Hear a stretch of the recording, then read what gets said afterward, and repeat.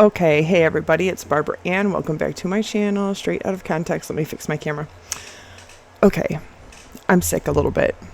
My kids, two of them got sick during Thanksgiving, and I have kind of a deep chest thing going on. Other than that, feeling okay, just kind of like when you feel it setting in, the mucus, and yeah, I'm seeing my doctor soon anyway, so don't worry, but my voice sounds kind of raspy. Okay, we're starting back off with, this is going to be video number 9, going over casebook number 2. Now, we're starting back off with the interview with Gypsy Godejohn, who is Nick's cousin. And we're just going to get into it, cover some of these so I can upload it, get on with my night, get some rest. This says on June 16th, 2015, while assisting with the homicide investigation, reference the death of Claudinia Ann Blanchard. And I'm not, I still am not sure if her name really is spelled Clauddinea, or if it's only supposed to have one D and one N, like Claudinea, Claudinia Ann Blanchard. And through an interview with Stephanie Goldammer, I learned that Nicholas Godejohn's best friend was his cousin, Gypsy Godejohn. Stephanie provided me with a contact number for Gypsy Godejohn. I'm not going to state that number, just so you know. YouTube has, they're always updating their copyright match tool, but they're always updating, their scan if they see personal information. It doesn't matter if the person's deceased and it's a FOIA, Freedom of Information Act request. Some of the people that are still alive, even though this is over 10 years ago, some of this information still could very well be the email or address or phone number for said person. So that's why I'm not showing the supplemental reports, just to remind everybody.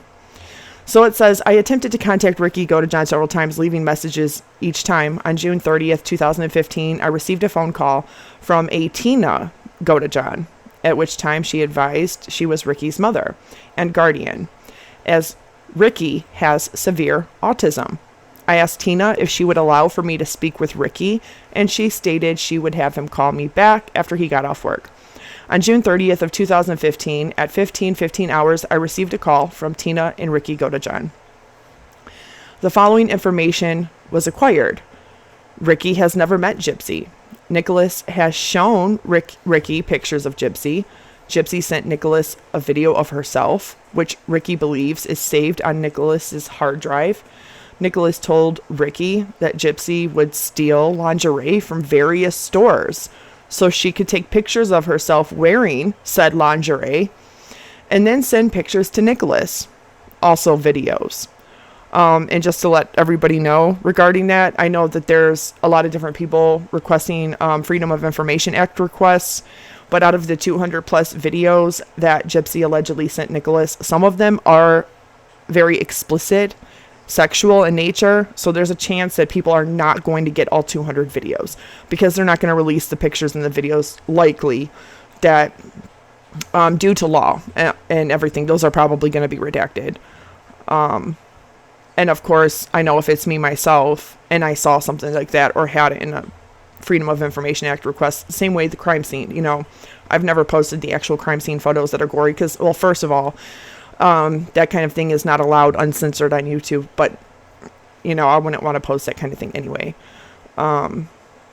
Even though I don't agree with Gypsy and her actions, words, choices, and behaviors, I think they're legally within their right to redact that type of stuff as far as the nude, sexual stuff that she sent Nick. So she would steal this lingerie and wear it for pictures and videos that she sent to Nick. Nicholas never spoke to Ricky about any plot to kill Dee Dee Blanchard, and he never mentioned the killing to Ricky after it occurred. Nothing further was gathered during this phone interview. Both Tina and Ricky were encouraged to contact the Greene County Sheriff's Office if they had anything further to add. So I don't know if everybody knows this or not, and I don't want people to go to it and hound it or leave comments or anything, but his cousin had a YouTube channel that's still standing. And they just seemed like they really were best friends. Maybe, they related to each other growing up together. A lot of cousins are like that. They kind of are raised like siblings. I know I was with my cousins, and my kids were with their cousins, my sister's kids. So, all 13 of them, between my oldest sister, my middle sister, and me, all of our kids have grown up together, and they could be like best friends.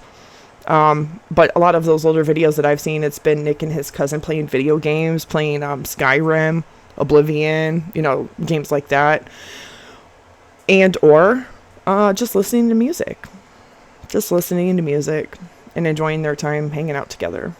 So, seems like Nick was really careful about not telling his cousin too much. So this next supplemental report is with Bob Godejohn, Nicholas Godejohn's biological father. On June 16, 2015, while assisting with the homicide investigation reference the death of Claudinia Ann Blanchard, and through the interview with Stephanie Goldhammer, I learned that Nicholas Godejohn's biological father, Bob Godejohn, I can't say that because that's obviously his address, not gonna state that. Stephanie provided me with this contact number, not gonna state that either, for Bob Godejohn, Nick's biological father. So it continues on. On June 26 of 2015, I made contact with Bob Godejohn via telephone. Bob said he is the biological father of Nicholas Godejohn. Bob said Nicholas was diagnosed with Asperger's. That does not like to roll off of my tongue, so forgive me. Very hard to say Asperger's without saying, you know what I mean. Just going to leave it at that. So if I accidentally mess it up, it's because it just does not like to roll off of my, I still have problems with certain words, and everybody gives me shit for my northern Michigander accent and the way we say I and the way we say pop and pizza instead of pie. Yeah, all of it. But that's just one of the words. Asperger's, not burgers, which he explained was a downgraded form of autism. Bob said Nicholas received Social Security benefits as a result of his diagnoses. Bob said that he has not spoken with Nicholas since April of 2015. He said he was shocked by the news that Nicholas had harmed anyone. Bob said Nicholas was not violent, and he felt he was very persuasive. Bob said Nicholas's only friend was his cousin, Ricky Godejohn. Bob said that it would be hard for anyone to communicate with Ricky, as he has severe autism and he speaks with a severe stutter. Bob said Ricky's mother is Tina Godejohn, and said we should use Ricky's cell phone number. Not going to say that either, to contact Ricky or Tina, which of course they end up doing. Some of these are not exactly in order, but they're the way that the sheriff's department has them numbered. I'm going through them by number. So, of course, June 30th, this is 4 days before that. Okay. But they also learned it from Nick's mother as well, the same information. So they're receiving what I would assume to be honest, truthful information from both Stephanie Goldhammer and Nick's biological father. So we continue on that Bob says he had never met Gypsy R. Blanchard. However, he did receive a friend request via a social media site, Facebook, from Gypsy in January or February of 2015. Now, at this point, they met in October of 2012, so that's 13, 14. So that's already over 2 years and a couple months by the time she actually starts messaging Nick's biological father. Because remember, she worked on Nick for almost 3 years. That June, July, August, September, October. It would have been 4 more months away from the 3 years that they had met. So it continues on. Bob said his Facebook name is Bob Godejohn, and Gypsy contacted him from her Facebook named Emma Rose. Bob said he still has the messages Gypsy sent him via Facebook. However, the Emma Rose Facebook page has been deleted. I wonder why that is. Gypsy. Did you try to delete it? Did you try to delete it? Disable it? Oh, and don't mind Bosco. I just took him outside. Bob said in a message Gypsy sent him in February of 2015 this message as she introduced herself and said that she was Nicholas's girlfriend. He said in a message he received from Gypsy on March 4th of 2015, Gypsy told him she is aware of his concerns with regards to Nicholas traveling to Springfield, Missouri. This is during the movie theater stuff. Gypsy explained in the message that she would pay for all the expenses for Nicholas to travel to Springfield, Missouri. Gypsy said she wanted Nicholas to travel to Springfield, Missouri in March of 2015 so he could attend a movie with her and her mother. The movie she wanted Nicholas to attend with her was on March 12th, 2015 at 5 p.m. and the movie was called Cinderella. Now there's other pages, page 2, but it's completely empty, but it ends here. Bob said he would attempt to email me the Facebook messages that Gypsy sent him. Bob also advised that he has had no contact with Nicholas and or Gypsy in the month of June of 2015. Bob was encouraged to contact the Greene County Sheriff's Office if he had anything further to add. And it's just that simple. Now the next one is the interview with Stephanie Goldammer, Nicholas Godejohn's mother. And this one's long. It's 2 whole pages. It says, on June 16, 2015, while at the Waukesha County Sheriff's Office in Wisconsin, I interviewed Stephanie Goldammer. Not going to say her date of birth. Stephanie is the biological mother to Nicholas Godejohn. The following is a summation of my recorded audio/video interview with Stephanie, and it is not intended as a transcript or exact text of the interview, which if you guys have seen the interrogation, which I'm sure most people have, it's on my YouTube too. This is just basically going over that. Stephanie agreed to speak with me, and I briefed Stephanie on Nicholas's charges and on some of the items collected from her home during the search warrant that was served by Waukesha County Sheriff's Department. Stephanie said Nicholas has never in his 26 years done anything violent. Stephanie said Nicholas does have Asperger's, which Stephanie explained is a version of autism. Stephanie said Nicholas did graduate from Nathan Hale High School. However, during school, he was in classes for those with learning disabilities. Stephanie and Nicholas said Nicholas did not attend college, but he has taken computer courses. Stephanie said Nicholas has been diagnosed with Asperger's, and the last doctor to see him said Nicholas would always have the mind of a 15 or 16-year-old. Stephanie said because of this, she has always had to keep a close eye on Nicholas. Stephanie said Nicholas has not seen a doctor with regards to his autism since he was 19 years old. So that's about 7 years from 19 to 26. It could possibly be closer to 8, depending on, month and year. So that's kind of sad too, because at the very least they should have in the last 7 to 8 years or so been keeping up with his care. And he does not take any medication.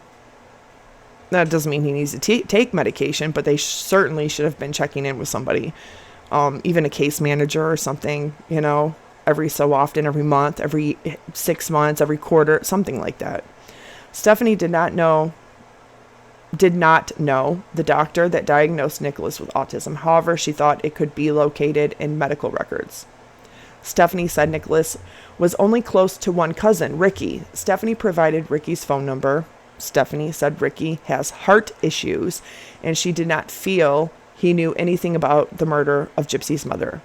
Stephanie said Nicholas does stay in contact with his father, Bob Godejohn, who lives in Wisconsin, and she estimated Nicholas had visited Bob within the last couple months prior to June 16th of 2015. Stephanie provided Bob's contact number and stated Nicholas had at one point lived with his father in Wisconsin. I explained to Stephanie that I had noticed while in her home, when Waukesha County Sheriff's Department was serving the search warrant, Nicholas's diploma read Nicholas Curry instead of Nicholas Godejohn. Stephanie explained Curry was her maiden name and that at some point Nicholas had changed his last name to his father's, which is Godejohn. So he had originally had a different last name.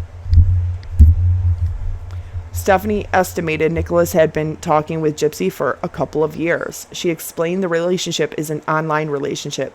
Stephanie said she tried to encourage Nicholas to date someone else around where they lived.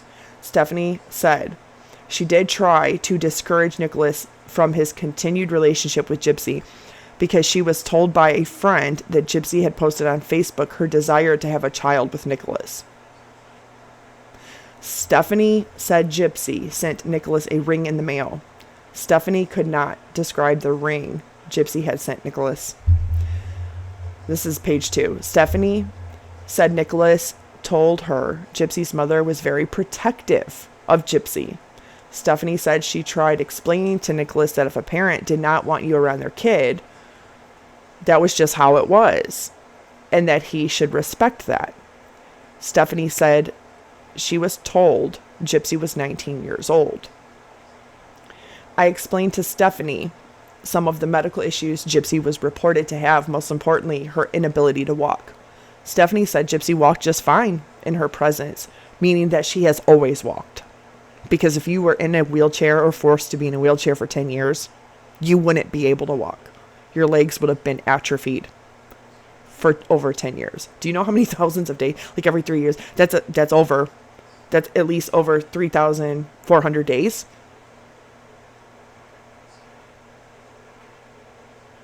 Yeah, like, just let that sink in. Every 3 years is about 1,000 days.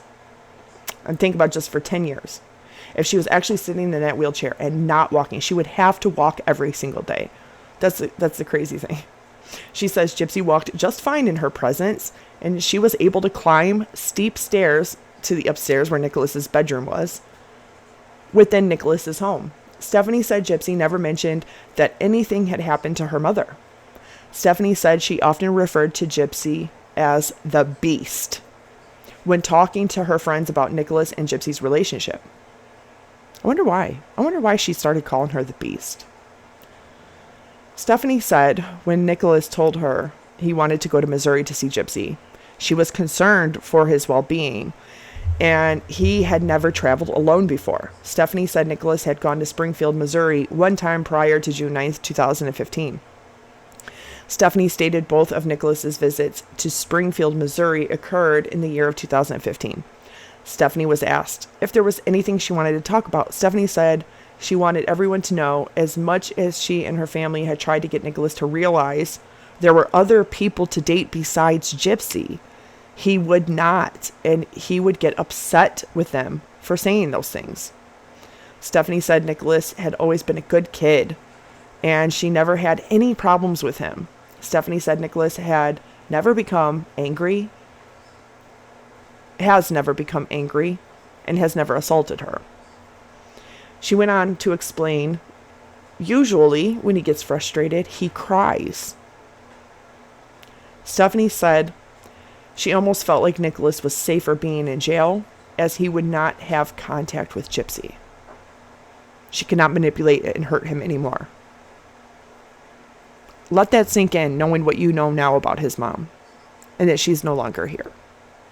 And that Gypsy has the nerve to go on Cal Lowry and say that that's his karma for what he did. Knowing that this was her first-degree premeditated murder. This was her manipulation of him for almost 3 years. And his mom literally says that she feels like Nicholas is safer being in jail, as he would not have any contact with Gypsy.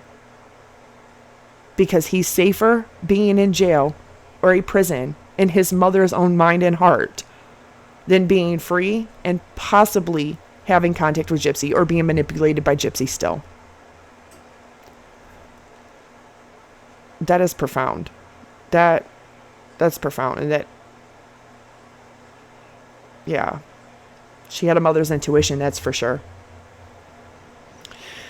Stephanie stated several times throughout the interview that Nicholas has never before been violent. Stephanie also requested that if I was to have contact with Nicholas prior to returning to Springfield, Missouri, that I tell him that she and his stepdad love him very much and that they would be visiting him soon.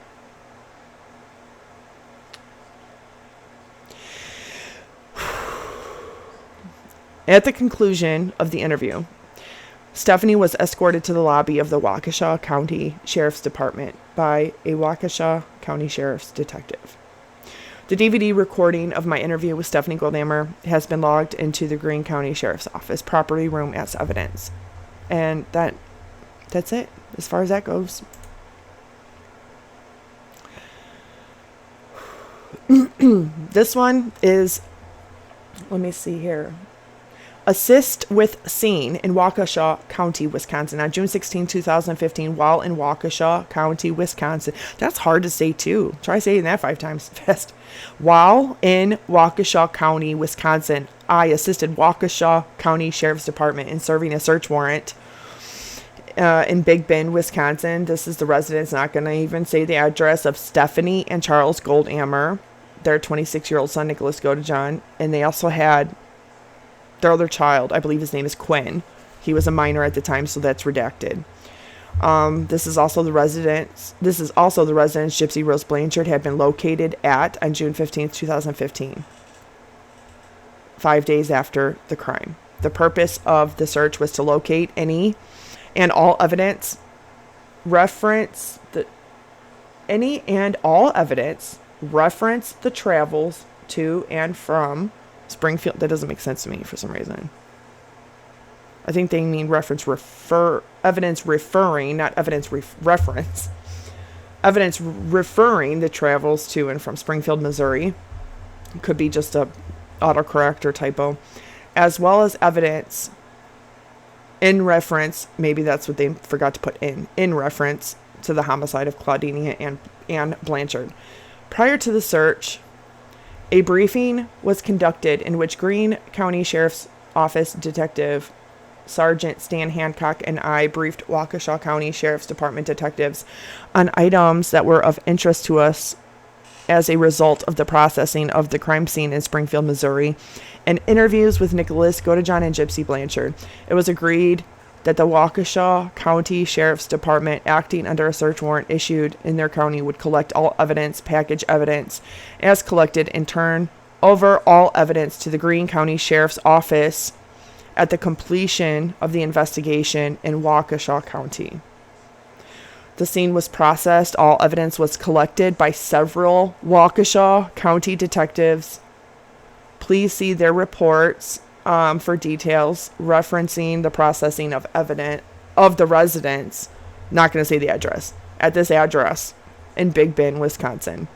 All evidence collected was secured by Waukesha County Sheriff's Department until June 17, 2015, at which time it was released to Sergeant Hancock and I for transport back to Springfield, Missouri. The evidence remained in the transport vehicle at all times, and at no time was the evidence left unsecured. The evidence was removed from the transport vehicle on June 17, 2015, and secured at the Greene County Sheriff's Office once arriving in Springfield, Missouri. And that's the end of that one. Oh my goodness, this next one is so long. Oh my goodness, this is so long. Okay, we're going to get into it. And we're going to do this. Okay, this is an interview with Nicholas Godejohn on June 16th of 2015. June 16th, 2015, at 00:11 hours, I made contact with Nicholas P. Godejohn in an interview room within the Waukesha County Sheriff's Department. Nicholas was advised of his Miranda warning, to which he acknowledged he understood by both initialing and signing the Greene County Miranda form. The following is a summation of the recorded audio-video interview with Nicholas Godejohn and is not intended as a transcript or exact text of the recorded interview. And of course, you guys know there was like hours of footage, and people like me that have had, clips of it from the FOIA have shortened it down to really the interrogation part. So this is really just a supplemental report, just kind of summarizing that interrogation, which you can find it under interrogations in my playlist. It's interrogations. Nicholas identified himself as Nicholas Paul Godejohn. Nicholas said he is 26 years old and graduated from Nathan Hale High School in Wisconsin. Nicholas said he has only lived in Big Bend for a few months and that he lived in Waukesha, Wisconsin prior to moving to Big Bend, Wisconsin. Nicholas said he does not have any children. There's a lot of pages on this, so this is going to be a long one. Nicholas said he and Gypsy Blanchard first met on the internet dating site ChristianDatingForFree.com. Nicholas said he met a couple of people prior to meeting Gypsy on the dating site. Nicholas said the name Gypsy used on the dating site was Gypsy Rose, and he used Nicholas Godejohn. Nicholas said 4 days after meeting Gypsy on the dating site, he and Gypsy decided to start a committed relationship. Nicholas said, the way we clicked, it made it seem like we somehow just knew we were right for each other. Nicholas said he and Gypsy tried communicating on the internet site meetme.com. However, the site was very difficult to use, so they didn't use the site long.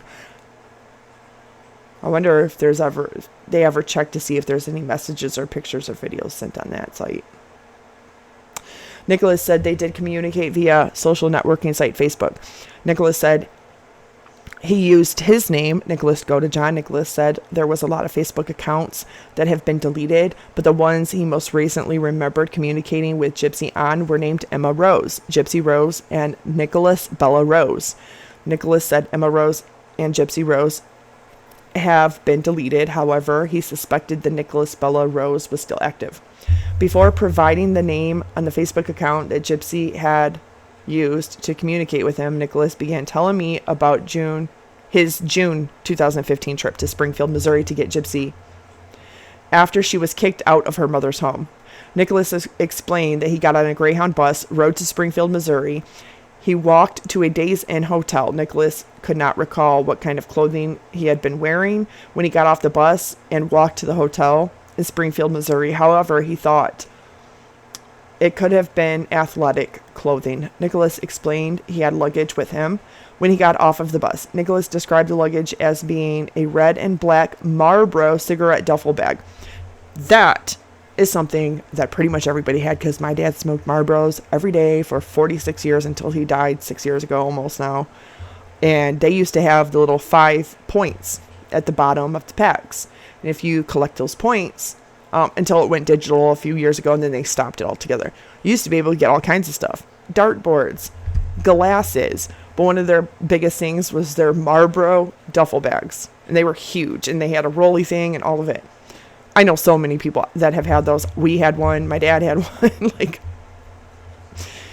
It was just I literally can picture it in my mind. I can picture the same bag in my mind. Don't have it anymore. I threw it away when my dad passed away because, they were just old and rugged. But yeah, a red and black Marlboro cigarette duffel bag. I know exactly which one it is. Nicholas said, and it was long, and it had a zipper on both sides, and it had a thing that come up in the middle like this. But you could also do like this, like a big duffel bag. But they were nice. They were actually nice for traveling. Nicholas said he brought 3 changes of clothing with him when he traveled to Springfield, Missouri. That's the first time. Nicholas explained Gypsy had been kicked out of her mother's home, and he was worried sick about her because she was wandering the streets. Nicholas said he sent Gypsy a text message, and he believed she must have found a free Wi-Fi area because Gypsy was able to text him back. Nicholas said he had used his cell phone to text Gypsy. Nicholas said his cell phone number was not saying it. Nicholas said Gypsy communicated with him via Yahoo ID. Nicholas said it is a messenger service through Yahoo, but he did not have details about the service. Nicholas said on June 10th, 2015, he was able to get Gypsy to meet him. Nicholas explained he told Gypsy the name of the hotel he was staying at and the name of the road the hotel was on. Nicholas said he did not receive any text from Gypsy for a while. And then he was walking out of his hotel room to get a soda. He ran into Gypsy. Nicholas said Gypsy had her luggage with her when she arrived at his hotel room, so he took her luggage into his hotel room and they walked to get a soda. Nicholas said he got the soda from the vending machine located outside of the hotel room. Nicholas said after returning to the room from getting a soda, he and Gypsy stayed in the hotel room. Gypsy explained that he was in room 227 from the time he arrived in Springfield, Missouri until June 11, 2015, at which time he moved to room 226. He said he checked out on June 11, 2015, thinking they would be traveling back to Wisconsin. Nicholas explained further, saying his return bus ticket for June 11th, 2015. He said Gypsy was moving in with him, so he had to get a bus ticket for her as well. Nicholas explained the bus was full for June 11th, 2015, for that trip. So while at the bus station on June 11th, 2015, he changed his return ticket to June 12th and purchased a ticket for Gypsy. He said after changing the bus ticket and purchasing a bus ticket for Gypsy, they returned back to the hotel to stay overnight and rest. Nicholas said he ordered food from Domino's Pizza and Papa John's Pizza. Nicholas said both orders were delivered to his room, with one being on June 10th and the other being on June 11th, 2015.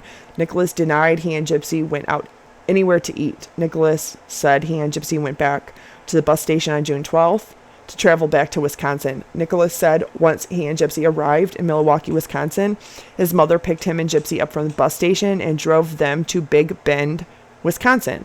Nicholas said this was the first time his mother had ever met Gypsy. After listening to Nicholas tell his initial story about meeting Gypsy, traveling to Springfield, Gypsy being kicked out of her home, and their travels back to Wisconsin, I explained to him that I knew he had not told me the whole truth about the events surrounding his visit to Springfield, Missouri. I explained to Nicholas that Gypsy had told a different story than he had and encouraged Nicholas to be honest. Nicholas said, well, the truth is I worship her. So there's no way I wouldn't do the honorable thing for her, unquote. And Gypsy's friend Bree likes to misrepresent this often. And that's one thing that really drives me crazy, because in the initial story that I just read to you, nowhere does Nicholas Godejohn lie. He doesn't lie. In fact, he gets every detail so goddamn right.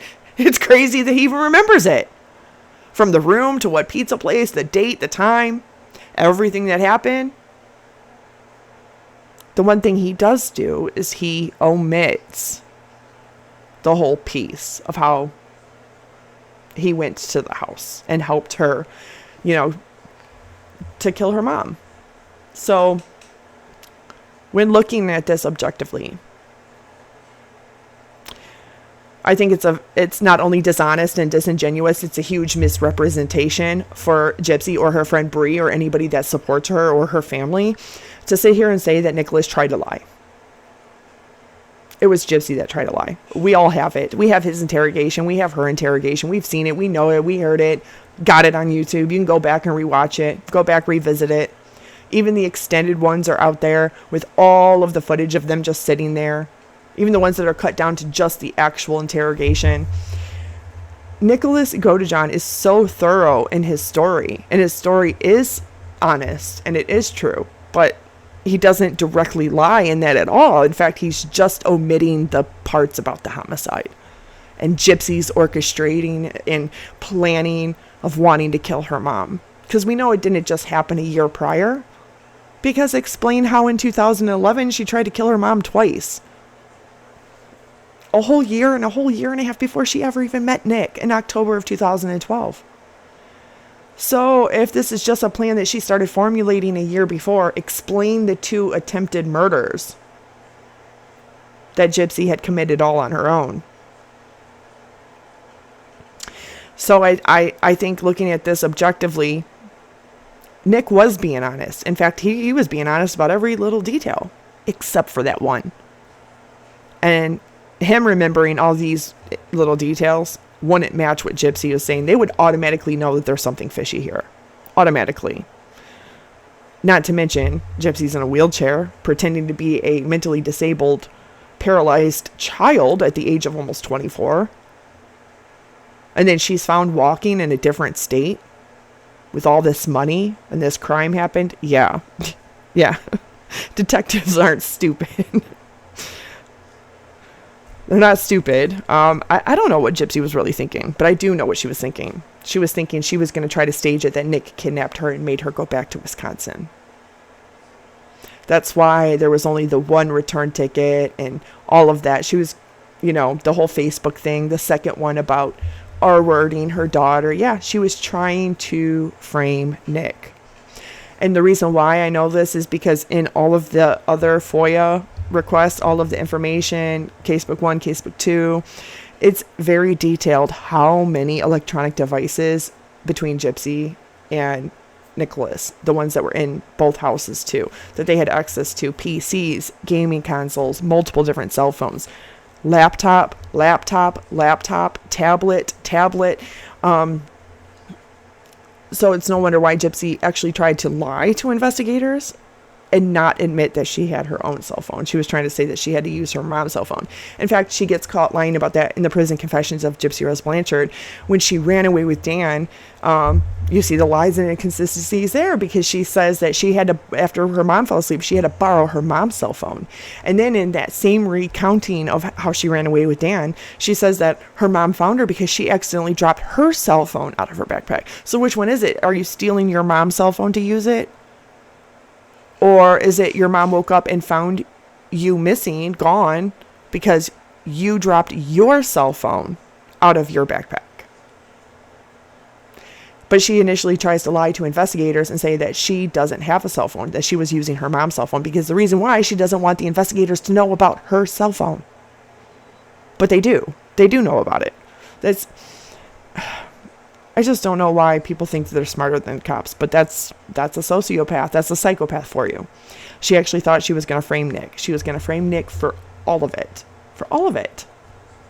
And then she was going to play, he kidnapped me. I'm scared of him. He made me do it. He made me go with him. Yeah. Okay, so we're going to finish page 2, and then I got to go rest because I'm not feeling that good with this little chest stuff I have going on. But we'll get right back into it after tomorrow. This will be the first thing I come back to. So he ends up saying that, well, the truth is I worship her, so there's no way I want to do the honorable thing for her. I asked Nicholas if Gypsy knew he was going to kill her mother. Nicholas responded, honestly, she asked me to, because it was her plan. It was her idea. He didn't say that. He just said, honestly, she asked me to. Yeah, of course she did. Because she knew exactly what the fuck she was doing. She's a trifling little snake, that one. Yeah. Gypsy Rose Blanchard is a sociopath, a fucking psychopath, and a liar, in my own opinion. And I'm entitled to it, and I'm going to keep it. And it's not going to change. And it hasn't been subject to change for over 2 years and 3 months now. So, there's that. It continues on. Because she felt it was her only way to be with me. She felt. Well, your feelings isn't an excuse to commit first-degree premeditated murder. Doesn't matter how angry you feel. How much hatred or revenge you feel. Doesn't give you the right to take anybody's life. Doesn't matter if that person is a piece of shit in your own opinion. Gypsy could have got up and walked out. That's simple. And she knew that she could have done that. She chose this. And the reason why we know she chose this is because she chose to lie about it, to try to hide it and cover it up. And people that don't know they're not doing something wrong, don't know to hide it and lie about it to try to cover it up. So there's that, right? This girl. Nicholas went on to explain that Gypsy had asked him more than once to kill Dee Dee. Nicholas said that they discussed him killing Dee Dee on Facebook and during text messages. Nicholas said, the truth is, okay, I'll admit it. I did actually stab her mom. I will admit it. The only reason I did it was I did it for her and me. That's the real reason I did it. I would have never did it if it was not for me and her, Nicholas said. I truly do worship her. To the point there is nothing I would not do for her. Nicholas said, if Gypsy had not asked him to kill Dee Dee, he would never have killed her. She said it was the only way that she was able to be with him. After almost 3 years of manipulating him, the only love and relationship that he's ever known. And this is what he walks into, is the den of a fucking snake.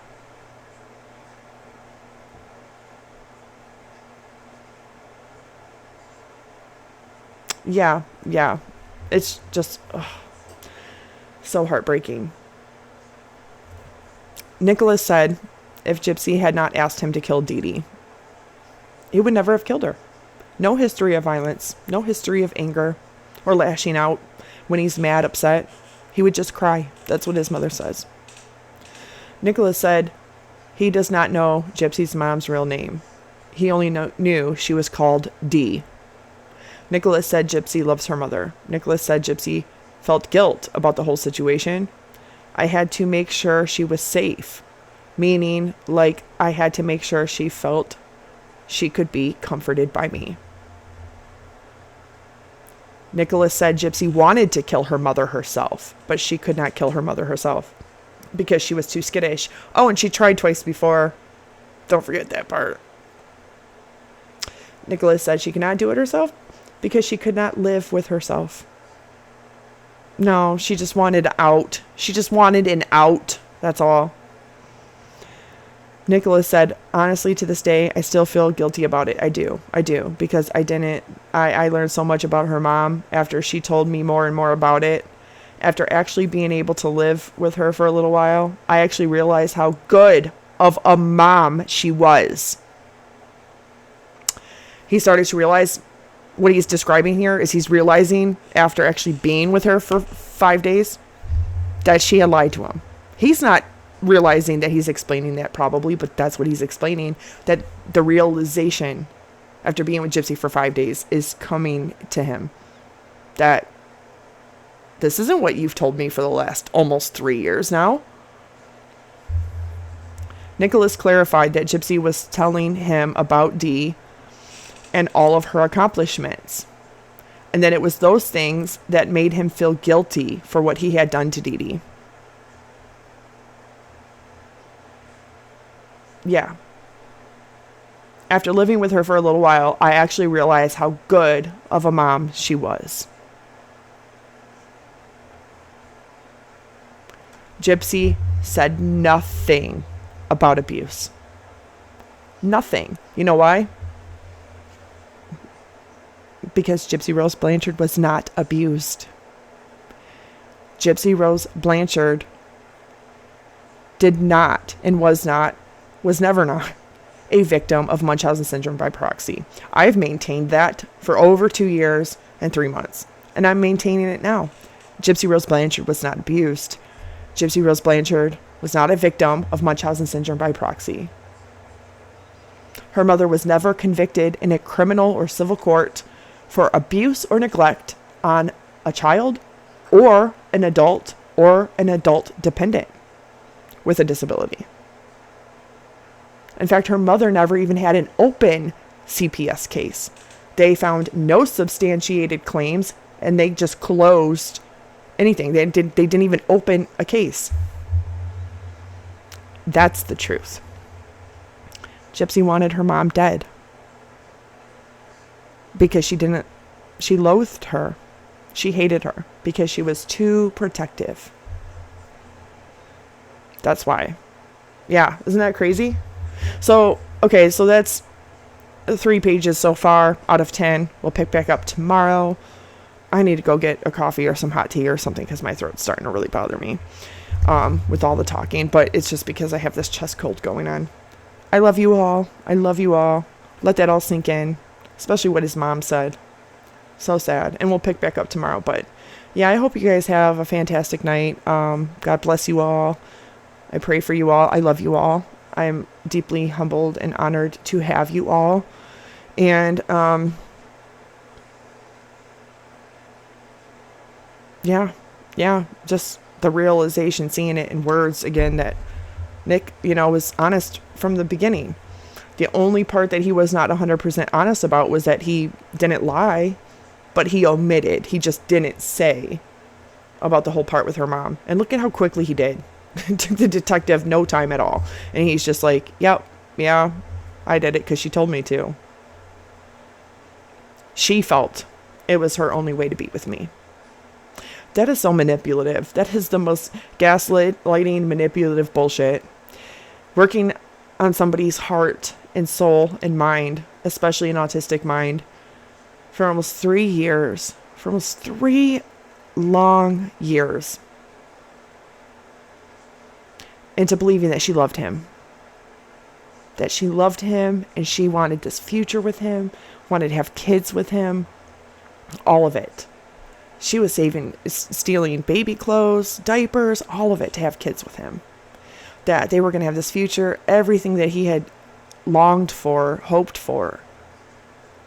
And here she comes pretending to be that perfect person, pretending to give him this love, this admiration, this wife, this family, this female companion that he's always longed for and never had within his grasp or his reach.